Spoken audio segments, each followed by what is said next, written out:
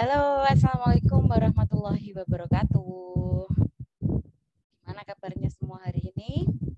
Eh, Ternyata hari ini, materi kali ini merupakan materi dari pertemuan yang ke-6. Apa artinya? Berarti sebentar lagi kita akan sampai di pertengahan semester dan teman-teman mahasiswa harus segera bersiap-siap untuk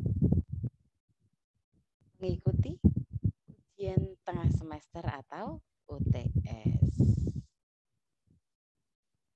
Jadi, Bu Leli harap teman-teman semua sudah mulai dipersiapkan dari sekarang untuk belajar, kemudian untuk mata kuliahnya Bu Leli terutama segera diputar video-videonya, kemudian dipahami.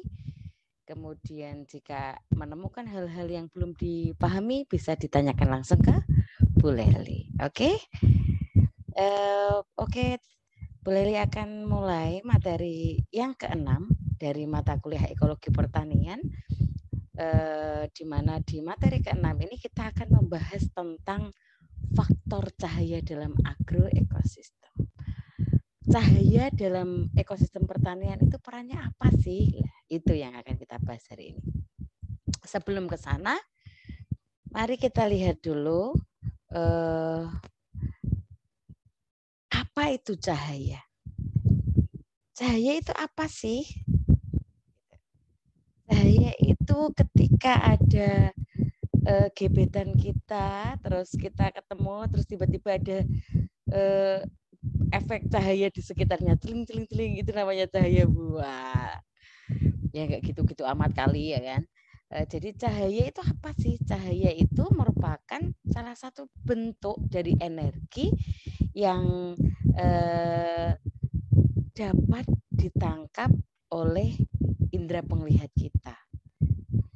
Kalau teman-teman lihat di gambar satu ini adalah spektrum elektromagnetik cahaya yang visible atau cahaya yang dengan panjang gelombang mulai dari 380 nanometer sampai dengan 750 nanometer. Coba kita lihat macamnya apa sih cahaya-cahaya itu? Ternyata macamnya banyak sekali.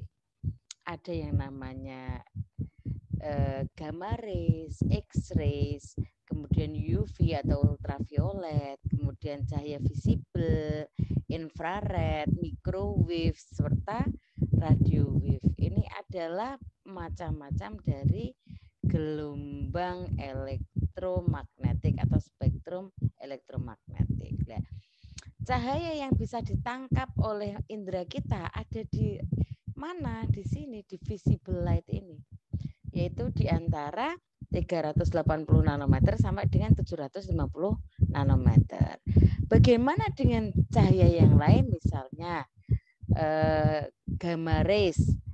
Gamma rays itu range-nya, panjang gelombangnya adalah 10 pangkat min 5 nanometer sampai dengan 10 pangkat min 3 nanometer. Apakah kita bisa melihat? Tidak bisa. Lalu X-rays atau Ronsen biasanya kan ya, itu panjang gelombangnya berapa? 10 pangkat min 3 sampai dengan 1 nanometer. Apakah kita bisa melihat? Tidak bisa. Terus yang ketiga apa? UV atau ultraviolet. Panjang gelombangnya berapa? Ini antara 1 nano sampai dengan 10 pangkat 3 nano. Apakah kita bisa melihat? Tidak bisa. Yang bisa kita lihat hanya ini loh. Yang sedikit ini loh, visible light ini yang namanya. Di atasnya lagi nanti ada infrared dengan panjang gelombang sampai dengan 10 pangkat 6 nanometer. Kemudian microwave dengan panjang gelombang sampai dengan 10 pangkat 9 nanometer, dan radio wave atau gelombang radio dengan panjang gelombang 10 pangkat 3 meter. Itu adalah jenis spektrum dari gelombang elektromagnetik. Energi yang berupa radiasi elektromagnetik akan menghasilkan sensasi visual. Apa itu sensasi visual? sensasi visual adalah sensasi yang bisa ditangkap oleh indera penglihatan kita. Biar agak terang ya, tambah efek cahayanya ini.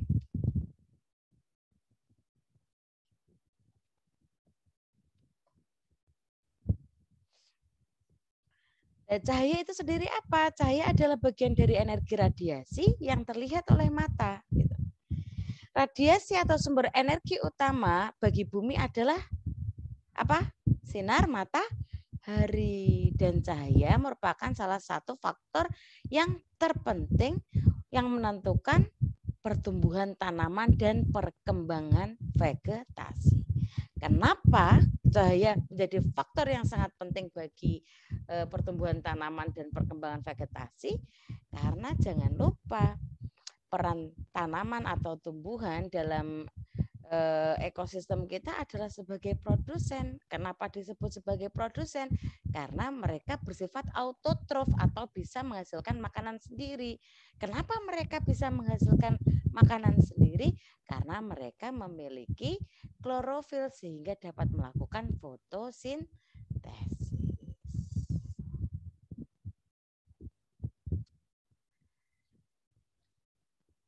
Cahaya matahari ketika sampai di bagian luar atmosfer bumi kita ada 3 jenis. Yang pertama, 10% dari cahaya matahari yang sampai ke bumi itu adalah sinar ultraviolet atau UV. Terus 50%-nya adalah visible light atau cahaya tampak, cahaya yang bisa ditangkap oleh indera penglihatan kita.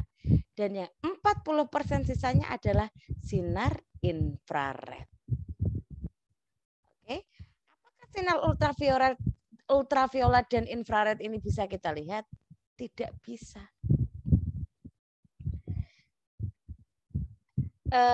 Ini adalah persamaan RS itu jumlah energi matahari yang sampai di permukaan bumi. RS sama dengan Q kali LO. Q adalah transparansi atmosfer dan LO adalah solar konstan, yaitu sigma atau total dari energi matahari yang sampai pada permukaan terluar atmosfer secara tegak lurus. Apa yang terjadi jika transparansi atmosfer tinggi?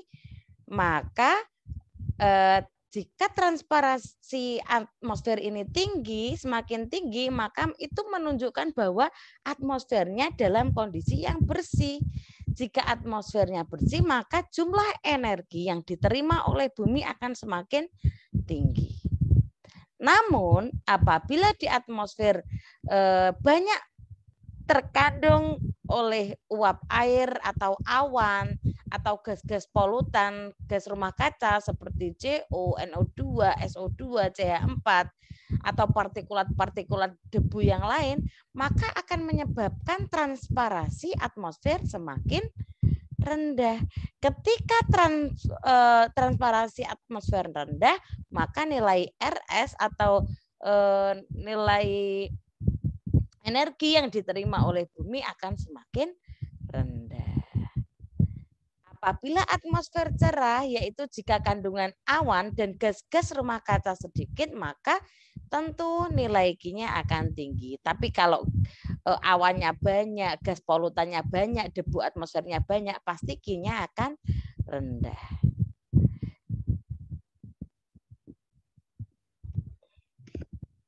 Ini adalah atmosfer dari bumi. Lapisan atmosfer kita terdiri dari 5 lapisan, yaitu apa? Yang paling dekat dengan permukaan bumi disebut troposfer dengan ketinggian hingga 10 km. Kemudian di atasnya ada stratosfer dengan ketinggian hingga 40 km dan di atasnya lagi ada mesosfer dengan ketinggian sampai dengan 50 km. Kemudian di atasnya lagi ada termosfer dengan ketinggian hingga 300 km dan di atasnya lagi ada eksosfer di mana ketinggiannya lebih dari 400 km. Apa yang terjadi dengan radiasi sinar matahari di permukaan bumi? radiasi sinar matahari sebelum mencapai bumi itu dia mampir dulu di atmosfer. Setelah mampir di atmosfer, baru kemudian sampai di permukaan bumi. Apa yang terjadi selama di atmosfer? Sinar matahari selama di atmosfer terjadi 3 hal. Ada yang diserap atau diabsorpsi, ada yang direfleksi atau dipantulkan, dan ada yang direradiasi. Apa itu reradiasi? Dipantulkan kembali ke bumi.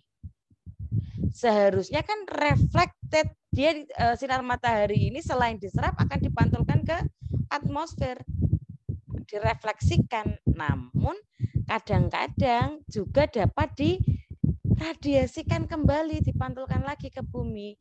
Kondisi ini terjadi jika apa? Jika di atmosfer kita banyak mengandung gas rumah kaca. Gitu.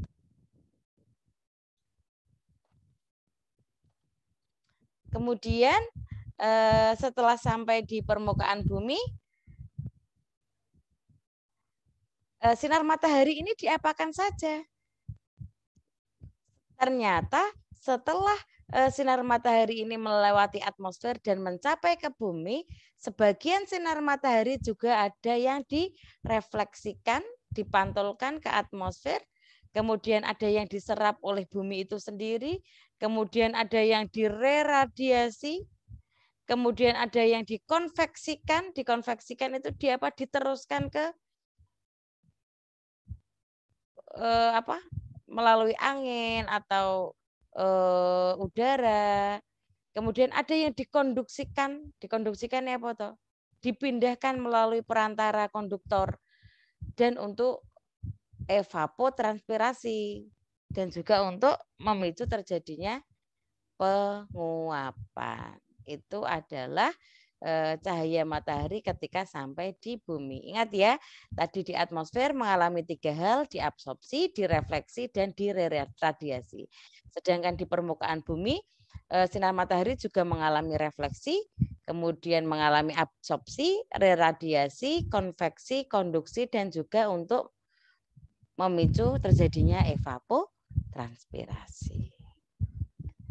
Evaporasi dan evapotranspirasi. Kalau evapotranspirasi itu melalui tumbuhan, kalau evaporasi langsung dari permukaan bumi yang mengandung air. Bisa laut, sungai, danau, dan yang lain. Ini kita akan bahas 3 jenis signifikansi ekologis cahaya di bumi. Pentingnya apa sih secara ekologis cahaya yang ada di bumi? Yang akan dibahas ada 3 jenis cahaya. Yang pertama cahaya ultraviolet, yang kedua PAR atau photosynthetically active radiation, dan yang terakhir adalah infrared light atau cahaya inframerah. Untuk cahaya ultraviolet, ozon di stratosfer dan kemudian radiasi ultraviolet, bahwa pada saat di atmosfer UVR atau ultraviolet radiasi ini akan menyebabkan gelombang elektromagnetik energi tinggi yang diemisikan dari sinar matahari. Maksudnya seperti ini, bahwa UVR ini asalnya adalah dari matahari dan dia merupakan gelombang elektromagnetik dengan energi tinggi. Gitu. Ini akan membuat panjang gelombang antara 100 nanometer hingga 400 nanometer. Jadi cahaya ultraviolet ini memiliki panjang gelombang 100 hingga 400 nanometer. Untuk radiasi ultraviolet baik itu UVA maupun UVB maupun UVC, kalau UVA ini akan lebih tidak berbahaya daripada radiasi ultraviolet yang lain. Karena apa? Karena panjang gelombangnya juga masih relatif mendekati visible light yaitu di antara 315 sampai 400 nanometer. Untuk UVB ini rentangnya antara 280 sampai 315. Sedangkan yang UVC ini yang paling berbahaya karena dia punya panjang gelombang yang paling pendek yaitu antara 100 nano sampai 280 nanometer. UVC ini tidak bisa mencapai permukaan bumi jika terdapat lapisan ozon di stratosfer karena si lapisan ozon di stratosfer ini yang berfungsi untuk menyerap si UVC ini gitu. Kenapa ini dianggap berbahaya? Karena inilah sinar ultraviolet yang C inilah yang berpotensi menyebabkan penyakit berbahaya seperti kanker kulit dan sebagainya. Maka kita harus berterima kasih terhadap keberadaan lapisan ozon karena dia yang akan menyerap ini. Sayangnya ternyata kondisi lapisan ozon kita saat ini tidak sedang baik-baik saja. Ada bagian-bagian yang sudah mengalami kebocoran, ada yang berlubang, sehingga tidak mampu lagi melindungi bumi kita dari radiasi UVC.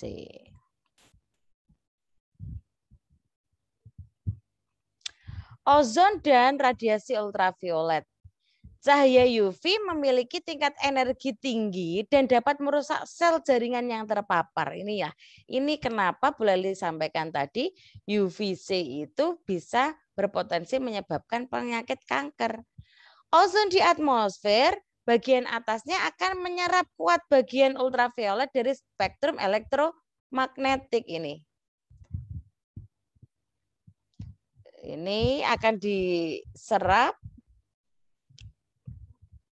Namun jika ozon berkurang akan menyebabkan penerimaan sinaran ultraviolet berlebihan yang menyebabkan kanker kulit dan boleh juga merusak tumbuhan-tumbuhan dan hewan-hewan yang lain. Peti sejuk itu lemari es, aerosol, pemadam api. Di penggunaan ini akan melepas CFC dan halon ke atmosfer dan ini akan menyebabkan gas lapisan ozon di atmosfer akan menjadi rusak dan berlubang. Klorofluorokarbon atau CFC sebelumnya digunakan untuk AC, kulkas dan sebagainya, dia akan bereaksi secara kimiawi dengan menghancurkan ozon sehingga akan muncul lubang ozon di atmosfer. Kekhawatiran atas fenomena ini menyebabkan kontrol ketat dalam penggunaan CFC dan zat lain yang mampu menipiskan ozon.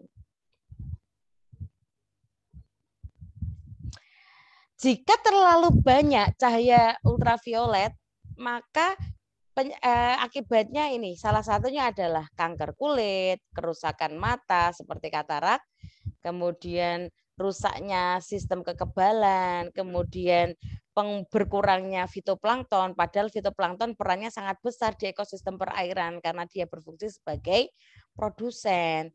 Kemudian kerusakan pada tingkat DNA dari makhluk hidup berbagai jenis kehidupan. Ini sudah diteliti, ini enggak hanya sekedar ngomong karena ini sudah ada penelitiannya. Di mana peneliti itu sudah mengamati ikan yang hidup di es Antartika yang kemudian dia mengalami kekurangan pigmen untuk melindungi mereka dari sinar ultraviolet. Kemudian terlalu banyak sinar ultraviolet juga mengakibatkan kemungkinan yang lain yang belum kita ketahui saat ini. Masih banyak misterinya. Yang jelas efeknya ini tidak baik.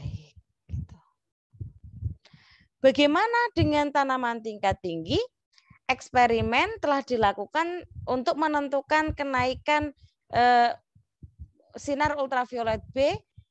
Ternyata peningkatan UVB ini dapat menyebabkan, dapat mengancam vegetasi daratan. Misalnya, eksposur paparan dari UVB yang tinggi, sinar ultraviolet B yang tinggi akan menyebabkan inhibition, menghalangi terjadinya fotosintesis pada tanaman tingkat tinggi. Studi juga menemukan bahwa efek yang signifikan dari keberadaan atau paparan UVB ini adalah terkait dengan produktivitas fotosintesis. Beberapa peneliti telah menyimpulkan bahwa ozon atau penipisan lapisan ozon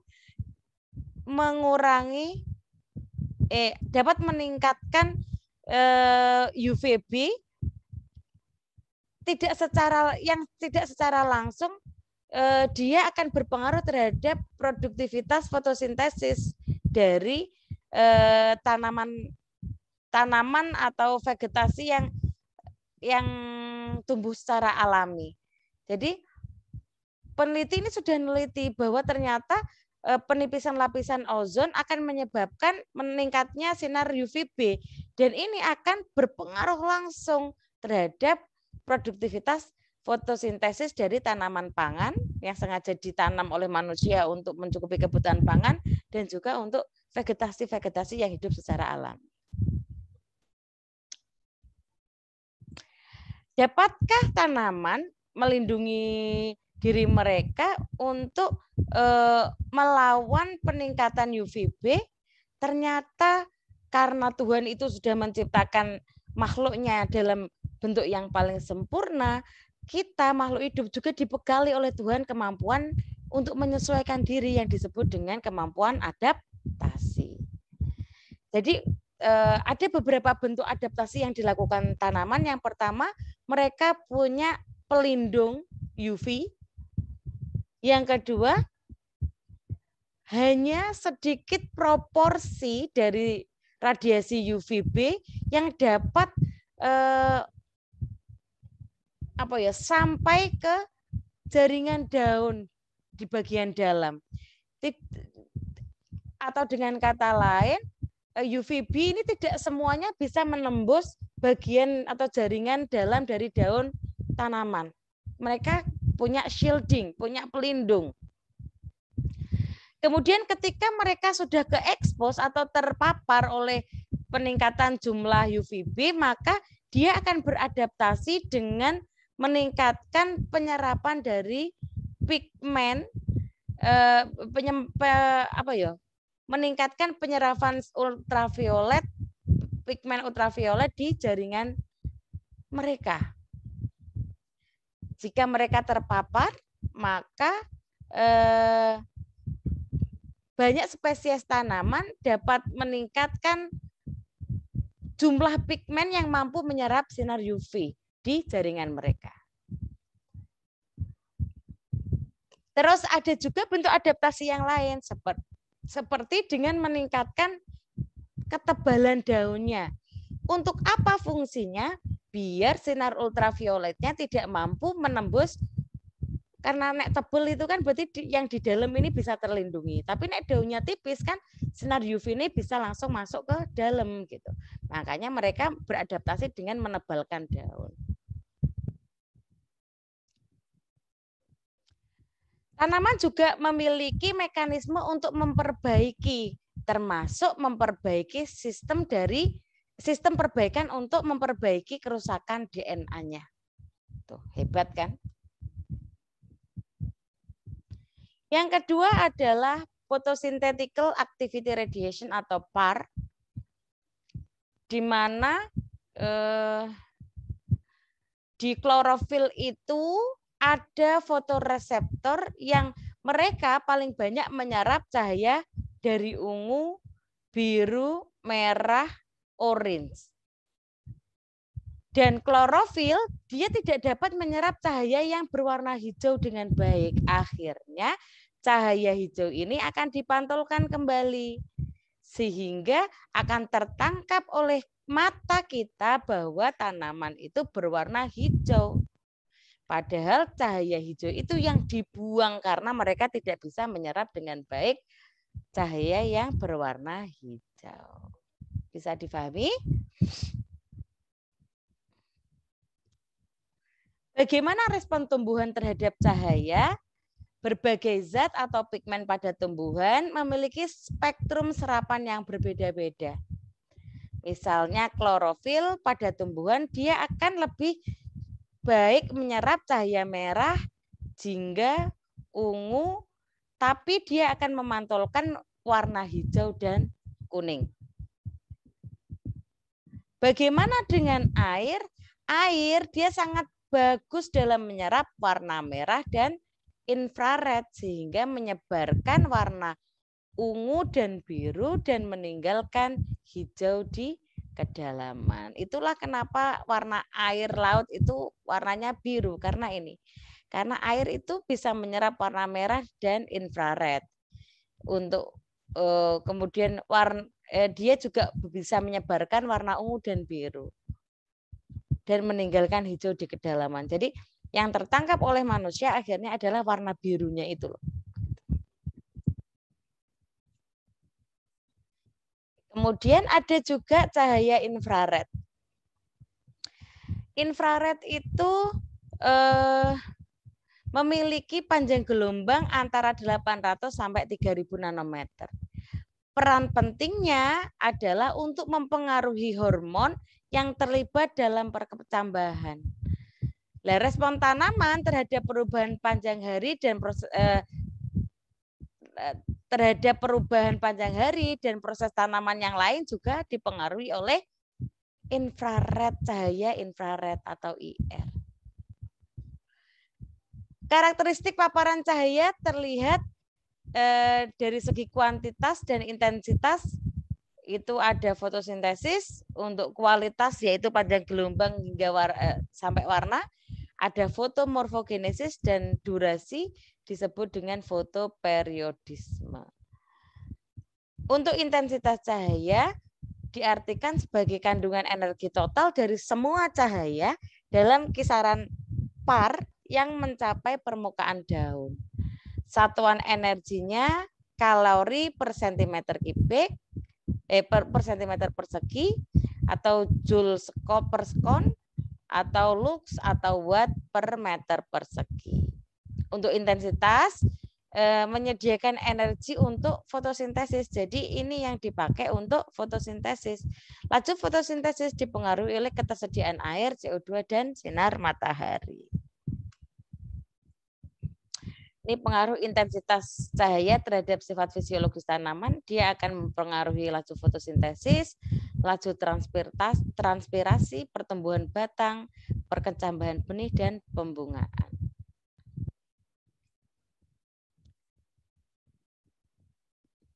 Ini ada 2 jenis tanaman jika didasarkan pada kebutuhan dan adaptasi radiasi matahari. Yang pertama ada Sciophytes atau shade species atau shade loving, di mana tanaman-tanaman ini akan tumbuh baik pada tempat yang terlindungi atau ternaungi dengan intensitas radiasi sinar matahari yang rendah, misalnya kopi, yaitu dengan intensitas radiasi sinar matahari 30-50%, dan coklat yang dia butuh intensitas radiasi sinar matahari 25%. Kalau Heliophytes atau sun species atau sun loving, yaitu tanaman yang dia tumbuh baik pada intensitas radiasi matahari yang penuh, misalnya apa? Padi, jagung, tebu, ubi kayu, dan lain-lain. Ini beberapa peran kualitas cahaya matahari dalam kehidupan tanaman. Misalnya ini, ultraviolet. Jika kurang dari 280 menyebabkan tanaman rusak. 280 sampai 320 akan menyebabkan sel tanaman mengalami kerusakan. 320 sampai 405 akan menyebabkan tanaman menjadi kerdil atau dia gagal tumbuh atau tidak bisa tumbuh. Untuk visible light antara 405 sampai 505 dia diserap klorofil untuk melakukan fotosintesis untuk gelombang birunya. Kemudian antara 505 sampai 552 ini untuk pertumbuhan daun sehingga akan cahaya yang berperan adalah cahaya yang berwarna hijau. Kemudian 552 sampai 585 untuk pembentukan pigmen yaitu cahaya yang berwarna kuning, 585 sampai 620 untuk pembentukan fotoklorofil, cahaya yang dibutuhkan adalah cahaya yang berwarna jingga. Kemudian 620 sampai 760 ini diserap klorofil dengan baik untuk melakukan fotosintesis. Kemudian ada near infrared atau disingkat dengan NIR. Panjang gelombangnya antara 760 sampai 1000. Peran bagi tanaman apa? Diterima tanaman untuk aktivitas fotomorfogenetik seperti perkecambahan dan pertumbuhan yang memanjang. Kemudian yang terakhir adalah infrared, far infrared atau FIR. Jika panjang gelombangnya lebih dari 1000. Peran bagi tanaman apa? Dia bisa diterima oleh tanaman dan dikonversi dalam bentuk termal untuk energi dalam melakukan evapotranspirasi atau penguapan.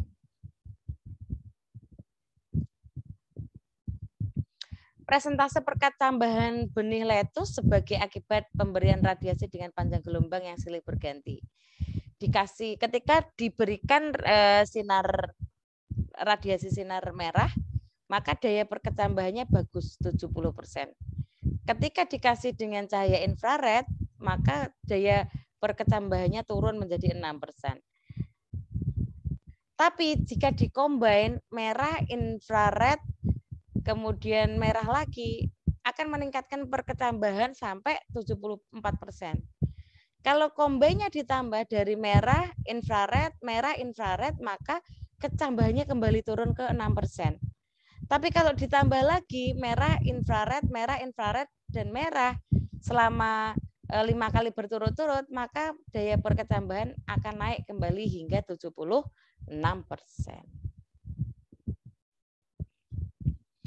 Fotoperiodisme yaitu lamanya siang hari dihitung mulai dari matahari terbit hingga terbenam.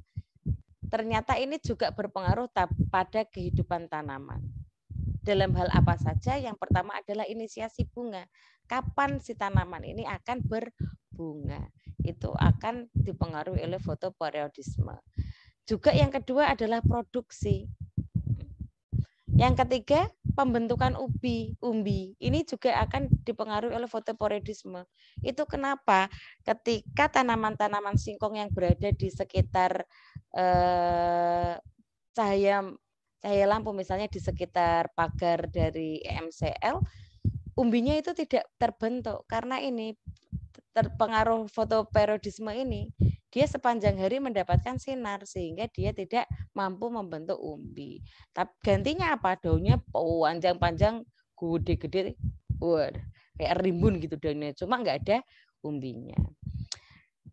Cahaya fotoperiodisme juga akan berpengaruh terhadap dormansi benih. Dormansi benih itu apa toh? Kapan dia mulai aktif benihnya? Dormansi itu apa?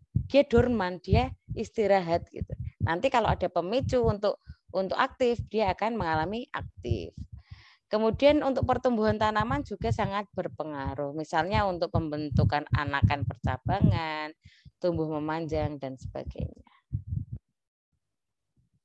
Berdasarkan respon tumbuhan pada variasi panjang hari, tanaman dibagi menjadi 3 kelompok. Yang pertama adalah tumbuhan berhari panjang, yang kedua tumbuhan berhari pendek, dan yang ketiga adalah tumbuhan berhari netral. Apa itu tumbuhan berhari panjang atau istilah Inggrisnya adalah long day plant?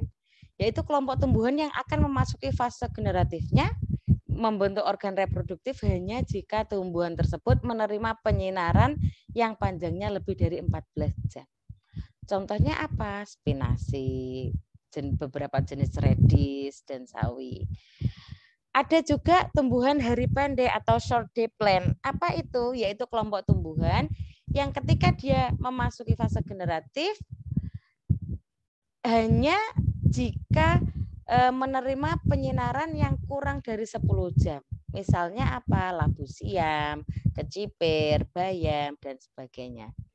Terus ada lagi yang namanya tumbuhan hari netral atau neutral day plant, yaitu kelompok tumbuhan yang fase perkembangannya tidak dipengaruhi oleh lama penyinaran. kelompok ini tetap akan memasuki fase fase generatif, baik jika dia menerima menerima sinar matahari dalam durasi panjang maupun durasi pendek. Contohnya tomat, beliwah, kacang-kacangan, dan lain-lain.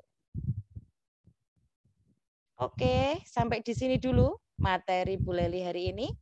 Mudah-mudahan teman-teman semua jangan lupa untuk membuka materi yang sudah Bu Leli berikan, yang sudah Bu Leli unggah di YouTube-nya Bu Leli, karena ini adalah bekal kalian untuk bisa melalui ujian-ujian baik itu tengah semester maupun akhir semester dengan nilai yang bagus. Ya, jadi kalian kuliah itu nggak cuma percuma gitu, nggak percuma. Harus dapat sesuatu. Caranya gimana ya, belajar. Gitu. Oke, sampai di sini dulu materi Bu Leli hari ini. Kalau ada pertanyaan, jangan sungkan untuk bertanya pada saat kita pertemuan di kelas. Atau kalau sudah nggak tahan, bisa langsung WA atau kontak di nomornya Bu Leli. Oke, bisa dipahami semuanya? Oke, kalau begitu Bu Leli akhiri dulu pertemuan ke-6 hari ini. Jika ada kata yang kurang tepat, Bu Leli minta maaf yang sebesar-besarnya. Wassalamualaikum warahmatullahi wabarakatuh.